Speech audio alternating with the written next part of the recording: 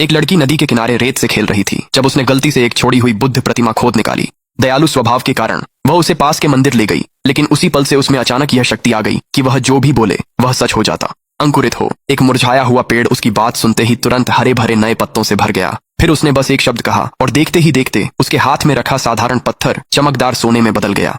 हालांकि उसने उस अनपेक्षित सौभाग्य का उपयोग गरीबों की मदद करने में किया, लेकिन हर बार जब भी उसने इस डरावनी शक्ति का इस्तेमाल किया उसकी उम्र थोड़ी कम हो जाती थी और उसका अपने परिवार से रिश्ता भी दूर होता गया। एक ताओवादी गुरु ने लड़की की असाधारण किस्मत को तुरंत पहचान लिया, लेकिन वह इतनी छोटी थी कि इतना भारी कर्म वहन नहीं कर सकती थी। मजबूरी में गुरु ने अस्थायी रूप से उसकी आवाज को सील कर दिया और उसे बताया कि यह सील केवल उसकी 18वीं वर्षगांठ पर ही टूट सकती है। उस दिन के बाद से लड़की गूंगी हो गई। घर में उसके साथ केवल तिरस्कार का व्यवहार किया जाता था। उसकी सौतेली माँ और सौतेली बहन उसे हर तरह से सताती थीं।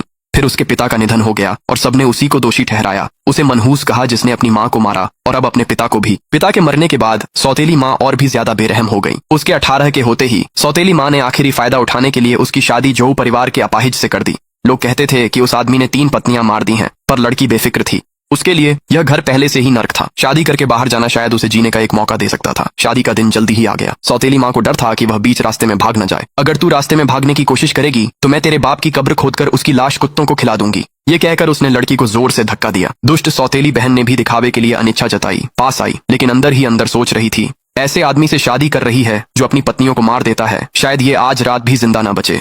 इसलिए उसने जबरदस्ती लड़की के हाथ में खाने का एक थैला पकड़ा दिया। लड़की ने यह सब सुना, लेकिन उसके चेहरे पर कोई भाव नहीं आया। वह मुड़ी और शांतिपूर्वक पालकी में बैठ गई। जब उसने खाने का थैला खोलकर देखा तो उसमें सड़ा हुआ फफूंदी लगा मांस था। वह नाराज होने के बजाय सच में राहत महसूस कर रही थी और उसने वह बदबूदार मांस का थैला लापरवाही से खिड़की से बाहर फेंक दिया।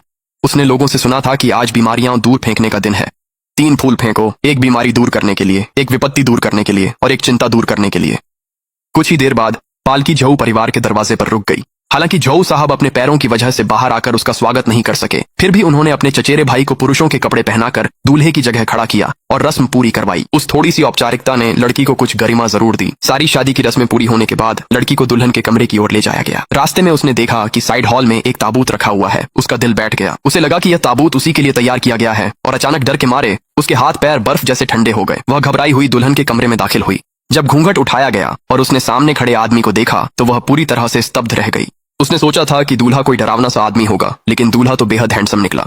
वह अभी अपने सदमे से उबर भी नहीं पाई थी कि उस आदमी ने उसके हाथ में एक भारी कपड़े की पोटली थमा दी। कहा कि इसमें कुछ चांदी है, इसे ले लो और कोई रास्ता निकाल कर यहाँ से चली जाओ। उसने यह भी कबूल किया कि यह शादी बड़ों के दबाव में हुई है और वह अपनी हालत में उसे रोकना नहीं चाहता। उसने यह भी कहा कि बाहर रखा ताबूत जानबूझकर दिखावे के लिए रखा गया है। कल सुबह मैं घोषणा कर दूंगा कि नई दुल्हन अचानक मर गई, कोई तुम्हें लेने आ जाएगा। यह सुनकर लड़की को आखिरकार सब समझ में आ गया। तो उसके बारे में जो अफवाहें थीं कि वह अपनी पत्नियों को मार देता है, असल में वे सब ऐसे ही चुपचाप उन्हें भेज देने के मामले थे।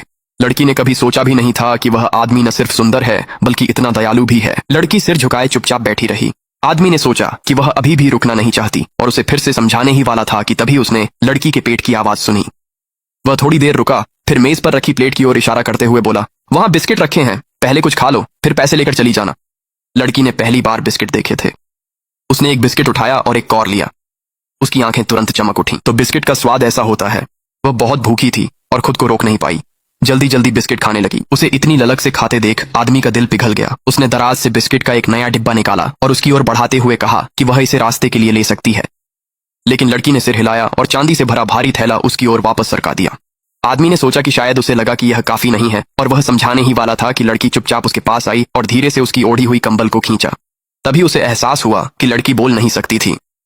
वह अपने हाव भाव से उसे बता रही थी कि वह रुककर उसकी देखभाल करना चाहती है। आदमी का दिल गर्म हो गया और उत्साह में वह जोर जोर से खांसने लगा। लड़की घबरा गई और जल्दी से उसके लिए 1 कप गर्म पानी लेने दौड़ी। उसने लड़की की ओर देखा। उसकी आंखों में चिंता थी और उसे एहसास हुआ कि वह सच में जाना नहीं चाहती। तो उसने एक लंबी सांस ली और आखिरकार मान गया।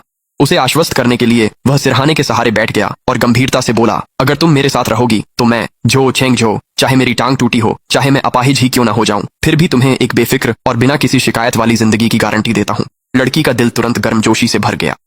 दीवार पर लगी घड़ी को किसी ने नहीं देखा, जिसकी सुइयां चुपचाप 12 बजे पर आकर मिल गई थीं। ठीक उसी पल जब लड़की 18 साल की हुई, एक साफ स्वप्निल सी आवाज आदमी के कानों में गूंजी, जो चेंग जो, तुम्हारी टांगें ठीक हो जाएंगी। कौन?